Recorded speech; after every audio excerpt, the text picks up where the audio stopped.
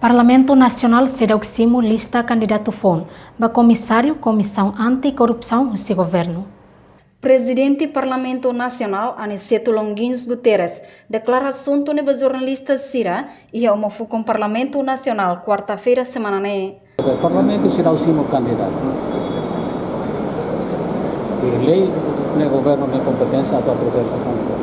Em até na reunião, legal questão instituição minha, a cidade resolve interno, a situação é temporária. Até o governo já tem para se apresentar candidato e o Parlamento se halwa agenda para o comissário.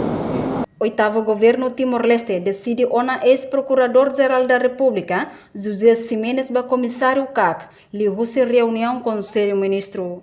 Mas o governo se deu a proposta para o Parlamento Nacional, onde decide. Comissário Comissão Anticorrupção, Sérgio Ornai, eleito o voto, hatnulo recém-rua, para comissário CAC, lhe houve eleição Parlamento Nacional e atinan rua sanulo recém-cia.